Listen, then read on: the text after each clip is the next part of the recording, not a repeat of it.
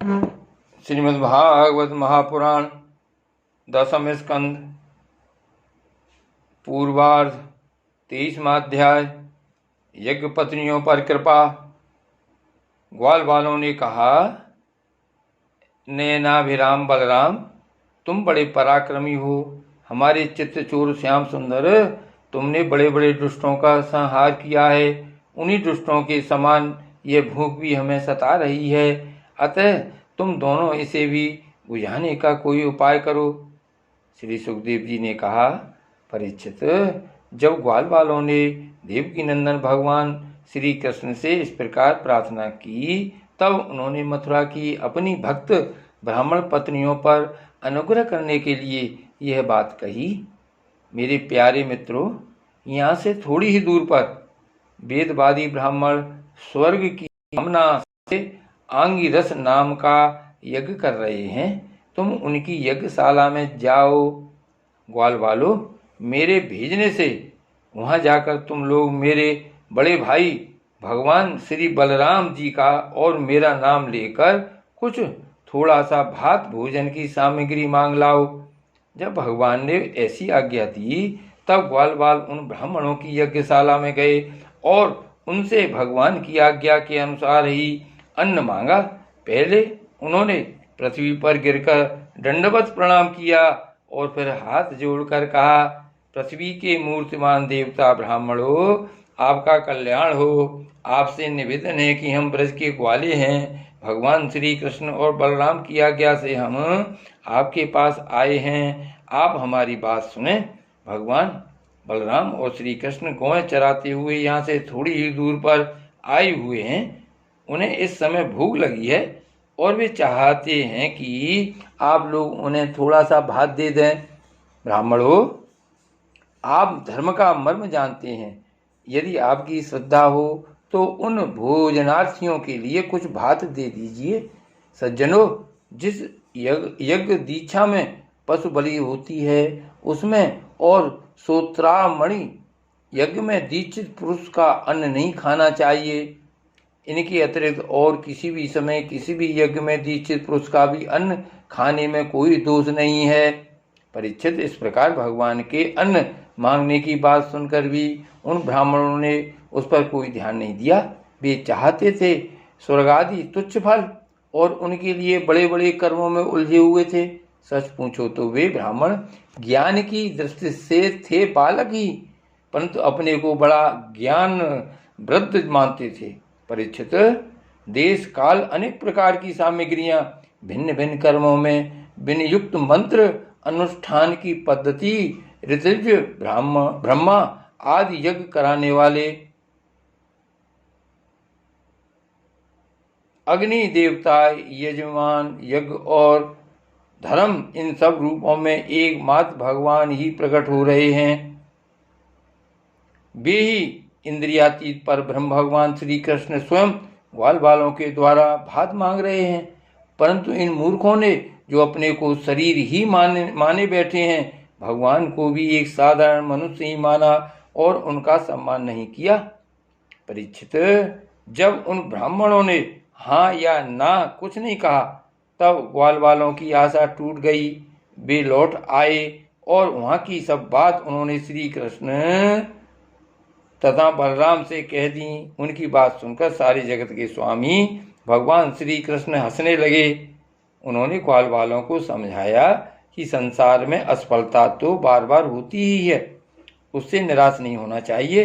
बार बार प्रयत्न करते रहने से सफलता मिल ही जाती है। फिर उनसे कहा, मेरे प्यारे ग्वाल वालों, इस बार तुम लोग उनकी पत्नियों के पास जाओ और उनसे कहो कि राम और श्याम यहाँ आए हैं। तुम इतना जितना चाहोगे उतना भोजन वे तुम्हें देंगी।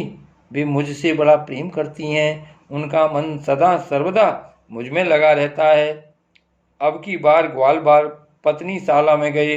वहां जाकर देखा तो ब्राह्मणों की पत्नियां सुंदर सुंदर वस्त्र और गहनों से सर धसकर बैठी हैं।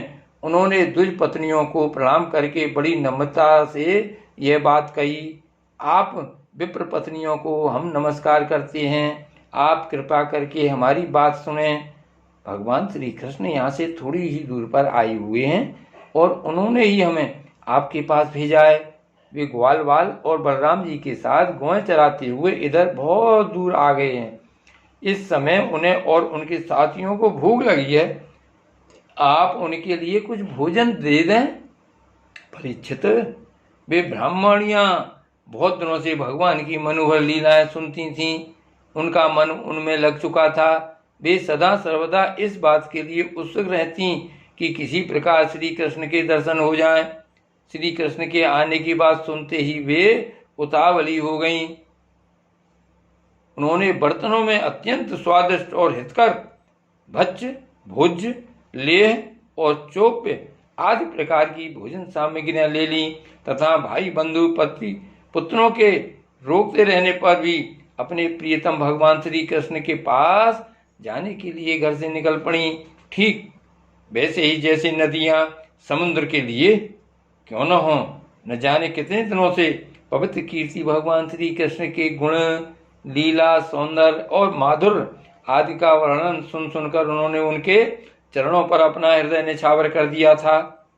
ब्राह्मण पत्नियों ने जाकर देखा कि यमुना के तट पर नए नए कोपलों से शोभायमान अशोक वन में ग्वाल बालों से घिरे हुए बलराम जी के साथ श्री कृष्ण इधर उधर घूम रहे हैं। उनके सामने शरीर पर सुनहरा पीतांबर झिलमिला रहा है, गले में बनमाला लटक रही है, मस्तक पर मोर पंख का मुकुट है, अंग अंग में रंगीन धातुओं से चित्रकारी कर रखी है, नए नए कोपलों के गुच्छे शरीर में लगाकर नटका सा भेष बना रखा है, एक हाथ अपने सखा ग्वाल वाल के कंधे पर रखे हुए हैं और दूसरे हाथ से कमल का फूल नचा रहे हैं, कानों में कमल के कुंडल हैं, कपूलों पर घुंघराली अलकें लटक रही हैं और मुख कमल मंद मंद मुस्कान की रेखा से प्रफुल्लित हो रहा है। परीक्षित, अब तक अपने प्रीतम श्याम सुंदर के गुण और लीलाएं अपने कानों से सुन सुनकर उन्होंने अपने मन को उन्हीं के प्रेम के रंग में रंग डाला था, उसी में सराबोर कर दिया था। अब नेत्रों के मार्ग से उन्हें भीतर ले जाकर बहुत देर तक वे मन ही मन उनका आलिंगन करती रहीं और इस प्रकार उन्होंने अपने हृदय की जलन शांत की।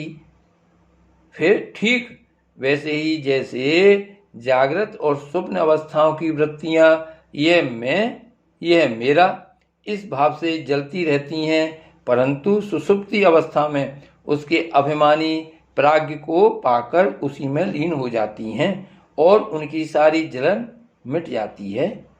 प्रिय परीक्षित, भगवान सबके हृदय की बात जानते हैं, सबकी बुद्धियों के साक्षी हैं। उन्होंने जब देखा कि ये ब्राह्मण पत्नियां अपने भाई बंधु और पति पुत्रों के रोकने पर भी सब सगे संबंधियों और विषयों की आशा छोड़कर केवल मेरे दर्शन की लालसा से ही मेरे पास आई हैं, तब उन्होंने उनसे कहा। उस समय उनके मुखारबिंद पर हास्य की तरंगें अटखेलियां कर रही थीं।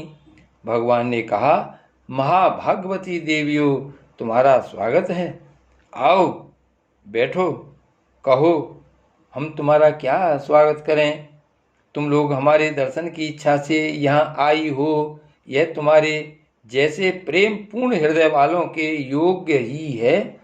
इसमें संदेह नहीं कि संसार में अपनी सच्ची भलाई को समझने वाले जितने भी बुद्धिमान पुरुष हैं, वे अपने प्रियतम के समान ही मुझसे प्रेम करते हैं और ऐसा प्रेम करते हैं जिसमें किसी प्रकार की कामना नहीं रहती, जिसमें किसी प्रकार का व्यवधान, संकोच, छिपाव, दुविधा या द्वैत नहीं होता। प्राण, बुद्धि, मन, शरीर, स्वजन, स्त्री, पुत्र और धन आदि संसार की सभी वस्तुएं जिसके लिए और जिसकी सन्निधि से प्रिय लगती हैं, उस आत्मा से, परमात्मा से मुझ श्री कृष्ण से बढ़कर और कौन प्यारा हो सकता है। इसलिए तुम्हारा आना उचित ही है। मैं तुम्हारे प्रेम का अभिनंदन करता हूँ, परंतु अब तुम लोग मेरा दर्शन कर चुकी, अब अपनी यज्ञशाला में लौट जाओ। तुम्हारे पति ब्राह्मण ग्रस्त हैं, वे तुम्हारे साथ मिलकर ही अपना यज्ञ पूर्ण कर सकेंगे। ब्राह्मण पत्नियों ने कहा, अंतर्यामी श्याम सुंदर, आपकी यह बात निष्ठुरता से पूर्ण है। आपको ऐसी बात नहीं कहनी चाहिए। श्रुतियाँ कहती हैं कि जो एक बार भगवान को प्राप्त हो जाता है उसे फिर संसार में नहीं लौटना पड़ता। आप अपनी यह वेदवाणी सत्य कीजिए। हम अपने समस्त सगे संबंधियों की आज्ञा का उल्लंघन करके आपके चरणों में इसलिए आई हैं कि आपके चरणों से गिरी हुई तुलसी की माला अपने केसों में धारण करें। स्वामी, अब हमारे पति पुत्र, माता पिता, भाई बंधु और स्वजन संबंधी हमें स्वीकार नहीं करेंगे, फिर दूसरों की तो बात ही क्या है। वीर शिरोमणि, अब हम आपके चरणों में आ पड़ी हैं। हमें और किसी का सहारा नहीं है, इसलिए अब हमें दूसरों की शरण में न जाना पड़े, ऐसी व्यवस्था कीजिए। भगवान श्री कृष्ण ने कहा, देवियों, तुम्हारे पति पुत्र, माता पिता, भाई बंधु कोई भी तुम्हारा तिरस्कार नहीं करेंगे। उनकी तो बात ही क्या, सारा संसार तुम्हारा सम्मान करेगा। इसका कारण है अब तुम मेरी हो गई हो, मुझसे युक्त हो गई हो। देखो ना, ये देवता मेरी बात का अनुमोदन कर रहे हैं। देवियों, इस संसार में मेरा अंग संग ही मनुष्यों में मेरी प्रीति या अनुराग का कारण नहीं है। इसलिए तुम जाओ, अपना मन मुझ में लगा दो, तुम्हें बहुत शीघ्र मेरी प्राप्ति हो जाएगी। श्री सुखदेव जी कहते हैं, परीक्षित, जब भगवान ने इस प्रकार कहा तब वे ब्राह्मण पत्नियां यज्ञशाला में लौट आईं। उन ब्राह्मणों ने अपनी स्त्रियों में तनिक भी दोष दृष्टि नहीं की, उनके साथ मिलकर अपना यज्ञ पूरा किया। उन स्त्रियों में से एक को आने के समय ही उसके पति ने बलपूर्वक रोक लिया था। इस पर उस ब्राह्मण पत्नी ने भगवान के वैसे ही स्वरूप का ध्यान किया जैसा कि बहुत दिनों से सुन रखा था। जब उसका ध्यान जम गया तब मन ही मन भगवान का आलिंगन करके उसने कर्म के द्वारा बने हुए अपने शरीर को छोड़ दिया। शुद्ध सत्वमय दिव्य शरीर से उसने भगवान की सन्निधि प्राप्त कर ली। इधर भगवान श्री कृष्ण ने ब्राह्मणियों के लाए हुए उस 4 प्रकार के अन्न से पहले ग्वाल बालों को भोजन कराया और फिर उन्होंने स्वयं भी भोजन किया। परीक्षित, इस प्रकार लीला मनुष्य भगवान श्री कृष्ण ने मनुष्य की सी लीला की और अपने सौंदर्य, माधुर वाणी तथा कर्मों से गौएं, ग्वाल बाल और गोपियों को आनंदित किया और स्वयं भी उनके अलौकिक प्रेम रस का आस्वादन करके आनंदित हुए। परीक्षित, इधर जब ब्राह्मणों को यह मालूम हुआ कि श्री कृष्ण तो स्वयं भगवान हैं, तब उन्हें बड़ा पछतावा हुआ। वे सोचने लगे कि जगदीश्वर भगवान श्री कृष्ण और बलराम की आज्ञा का उल्लंघन करके हमने बड़ा भारी अपराध किया है। वे तो मनुष्य की सी लीला करते हुए भी परमेश्वर ही हैं। जब उन्होंने देखा कि हमारी पत्नियों के हृदय में तो भगवान का अलौकिक प्रेम है और हम लोग उससे बिल्कुल रीते हैं, तब वे पछता कर अपनी निंदा करने लगे। वे कहने लगे, हाय, हम भगवान श्री कृष्ण से विमुख हैं। बड़े ऊंचे कुल में हमारा जन्म हुआ, गायत्री ब्रह्म ग्रहण करके हम दुजाति हुए, वेदाध्ययन करके हमने बड़े बड़े यज्ञ किए, परंतु वह सब किस काम का। धिक्कार है, धिक्कार है। हमारी विद्या व्यर्थ गई, हमारे व्रत बुरे सिद्ध हुए, हमारी इस बहुज्ञता को धिक्कार है। ऊंचे वंश में जन्म लेना, कर्मकांड में निपुण होना किसी काम न आया, इन्हें बार बार धिक्कार है। निश्चय ही भगवान की माया बड़े बड़े योगियों को भी मोहित कर लेती है, तभी तो हम कहलाते हैं मनुष्यों के गुरु और ब्राह्मण, परंतु अपने सच्चे स्वार्थ और परमार्थ के विषय में बिल्कुल भूले हुए हैं। कितने आश्चर्य की बात है, देखो तो सही। यद्यपि ये स्त्रियां हैं, तथापि जगतगुरु भगवान श्री कृष्ण में इनका कितना अगाध प्रेम है, अखंड अनुराग है। उसी से इन्होंने गृहस्थी की, वह बहुत बड़ी फांसी भी काट डाली। जो मृत्यु के साथ भी नहीं कटती। इनके न तो दुजाति के योग यज्ञोपवीत आदि संस्कार हुए हैं और न तो इन्होंने गुरुकुल में ही निवास किया है, न इन्होंने तपस्या की है और न तो आत्मा के संबंध में ही कुछ विवेक विचार किया है। उनकी बात तो दूर रही, इनमें न तो पूरी पवित्रता है और न तो शुभ कर्म ही। फिर भी समस्त योगेश्वरों के ईश्वर पूर्ण कीर्ति भगवान श्री कृष्ण के चरणों में इनका दृढ़ प्रेम है और हमने अपने संस्कार किए हैं, गुरुकुल में निवास किया है, तपस्या की है, आत्मानुसंधान किया है, पवित्रता का निर्वाह किया है तथा अच्छे अच्छे कर्म किए हैं, फिर भी भगवान के चरणों में हमारा प्रेम नहीं है।